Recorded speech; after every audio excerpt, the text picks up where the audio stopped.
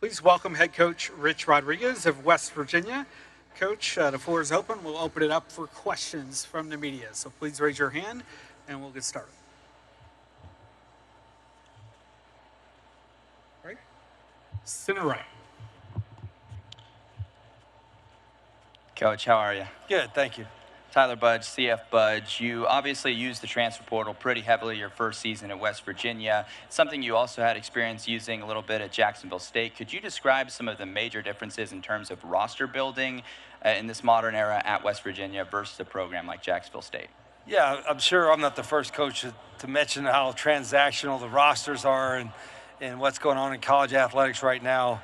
You know, and there wasn't a plan. I think your first year, you're probably going to have a little bit more roster turnover, you know, some with a new staff and all that. And, you know, it was more than we kind of expected, but at the same time, I didn't think we panicked. You know, the biggest thing is that you're going to bring a bunch of guys in. You got to make sure you evaluate the right way and it doesn't change the culture or the environment that you got to have. And that's the one thing we were adamant on, that, you know, whether we bring in 70 new guys like this year or 25 next year or 30 next year, the culture and the environment has to be stable the way we want to do it, and that's why we feel good about it. But I'm hoping we don't have to do that every year. Last year, Jack State, I think there was over 60, and it took us a little longer than we should have to kind of get cranked up. But once it did, we wound up being pretty good. We're hoping the same thing happens. All right, we go center right in the back. Justin Spears from the Arizona Daily Star. Coach, even though you're not playing Arizona this year, how does it feel for you to be in the same conference as Arizona, and what do you take from your time in Tucson? Yeah, it was. I didn't really realize it, you know, probably after a couple weeks on the job, and I started looking at their league. I was like, oh, I know the programs, at least half the programs in our league from the Pac-12 days, whether it's Utah, Colorado, Arizona schools, played by BYU a couple of times, and so there's some familiarity with that. But this day and age in college athletics, like I said, everything is a little bit different. You know, I loved our time in Arizona. You know, it seems like, at least for myself and some of our staff, we've been on this journey for, you know, 15 to 20 years or so, and you know, as fate would have it, we're back in Morgantown. So I know Arizona's not on the schedule this year. They will be in the next couple of years. I know that'll be an emotional time as well. But I enjoyed our time there. But we're back home at West Virginia, so I'm pretty excited about that. We'll go center right in the back. Hey, Coach. Robert Aronoff with Latavius Murray's Knights 24/7. Covering a program that has a head coach who's come home to the program, I want to ask you about what do you think some of the advantages and difficulties are of returning back?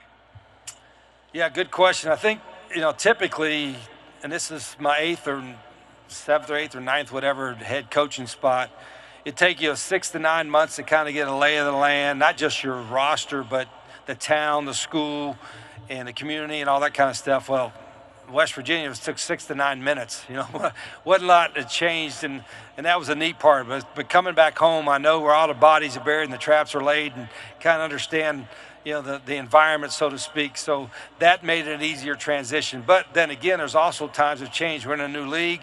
You know, the game of college athletics has changed a little bit. It was kind of pleasing. The first thing, I had been back in 17 years.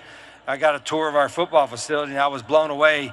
You know, $50-some million worth of improvements over the last 5 or 6 years, which was really neat. So a lot of the stuff that you wanted to have as a program, we were able to have coming back the second time. So, you know, I guess the challenges are is everything is different now, but at the same time, it's not. Like West Virginia, in West Virginia, football is important, athletics is important, WU is important because we're a smaller state and there's no other Power 4 team, there's no pro organization. So it's a big deal to a lot of people, and I take a lot of responsibility for that, have responsibility for that because I know that. I played there, I coached there, I grew up there. So, you know, I think our players are going to hear that quite a bit. They already are. But I'm blessed, I'm fortunate.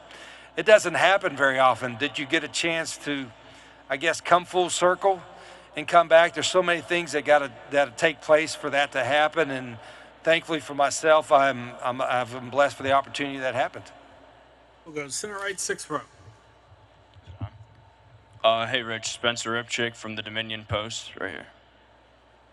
You can see. All right. So this spring, you talked about wanting guardrails in college football. Do you believe the new revenue sharing and College Sports Commission create those guardrails and move you towards that professional model that you wanted? Yeah, a lot better guardrails than a month ago. I mean, it was a cluster for the last 3 or 4 years. You know, all coaches are complaining about it, but it was just a mess, and nobody knew how to really solve it right away. And I still think it's a lot better now with the cap and the rev share, but there's still a lot of work to do. Until we get, I'm giving my opinion. Until we get some congressional or some help from D.C.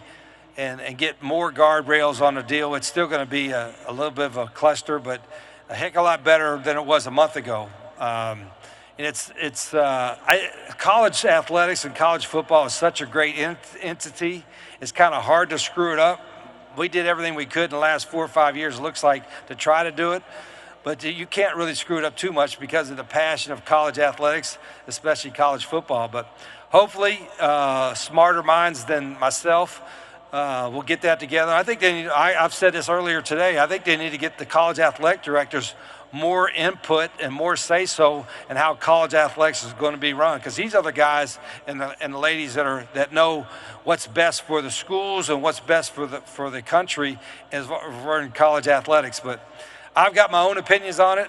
I think we're in a better place now than we were a month ago. There's still some work to be done, but you know, we could complain about us coaches, but hell, it's still a pretty good gig. You know what I mean? These are good jobs. You know, there's a lot tougher jobs than being a college football coach. So, like I said, I'm fortunate and blessed to have what I have. Again, if you have a question, please raise your hand. We'll go to center left. Skylar Dixon with the AP. Rich, how has your career perspective changed in the nearly 20 years since you left Morgantown for Michigan? Yeah, I think, but not just perspective, but professionally, I'm a smarter and a better coach than I was a week ago, let alone 20 years ago. And if I'm not, then I'm not doing my program or my players or my coaches any service. So I've got to be smarter a week from now. And I was, you know, we're doing some of the same stuff, you know, philosophically, what have you, from 20 years ago. But I had to grow. I had to grow as a coach.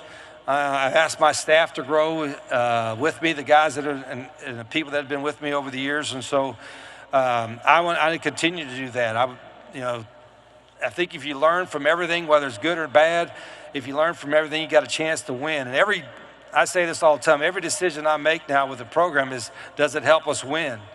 And if I got to do something myself better than I did a week ago or a year ago, it's going to help us win, I got to follow that. So I think philosophically, if that's an answer to your question, that's where I feel. I feel like I said 20 years ago, we had some success, and that maybe helped me get some respect in getting this job, but I think if I didn't win at Jack State the last 3 years, I wouldn't have had this opportunity. So I think we're better than we were back then. Center left, midway back. Hi, Coach. Cody Nesper, Golden Blue Nation. There's been a lot of talk about how many good quarterbacks are in the league this year.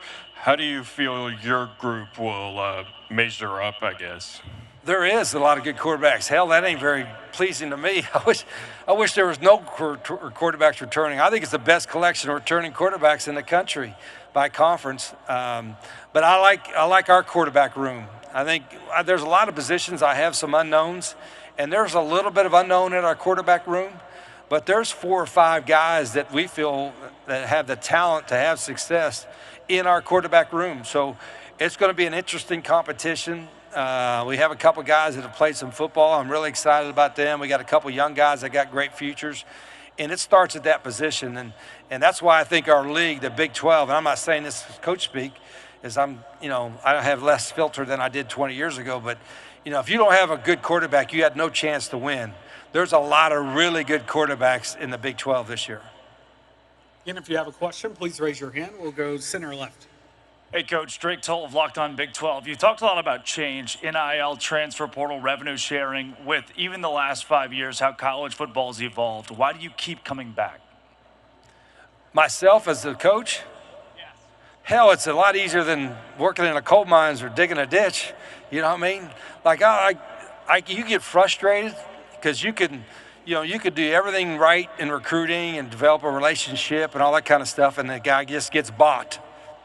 You know what I mean? That's just the way it is. It's transactional. You know, it's like facilities. You know, it's important to have facilities and all that kind of stuff. Well, now, you know, that's still important, but money has become the driving factor for a lot of them. So that could be frustrating if you don't have the same resources. But, you know, I think now with the rev share and some of the other stuff, at least it's going to be a little bit closer and a little bit better. And I love, and I've always loved coaching. I started off at Division II level, and you're not taking a job for money or fame or anything like that. You're taking a job because you love coaching. You love being around athletics, and I still love it. That's why I still call plays. I still get in the middle of everything that we do on offense and defense and special teams because I love the game, first off, but I also love coaching guys and seeing guys go from what level they're at right now to another level and watching them grow as players and helping them along the way. That's still my greatest thrill is I know this is kind of crazy too, that there's you all that have been in, there's nothing like a winning locker room in football because there's so many people that did so much in order for you to have success. In that winning locker room, you see everybody hugging each other and high-fiving each other and all that kind of stuff, and that's kind of a thrill that keeps me going too. Center right, second row.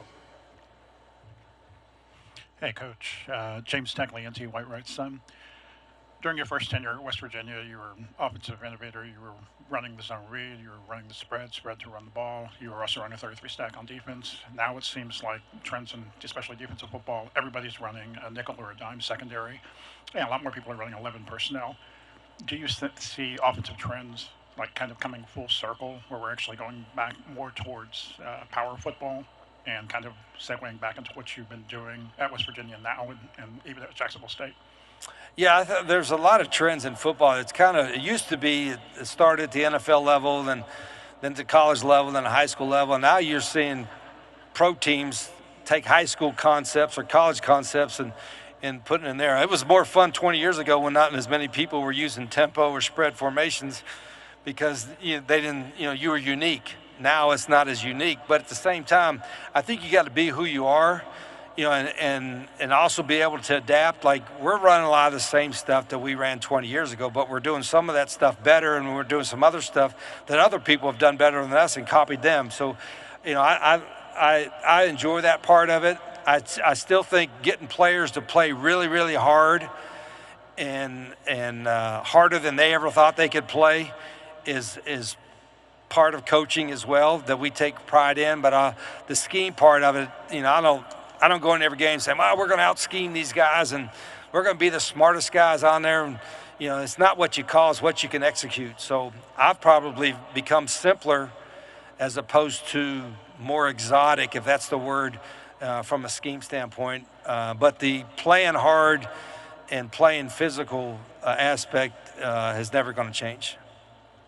Coach, thank you for your time today and good luck this season. Okay, thanks, guys. Thanks for coming.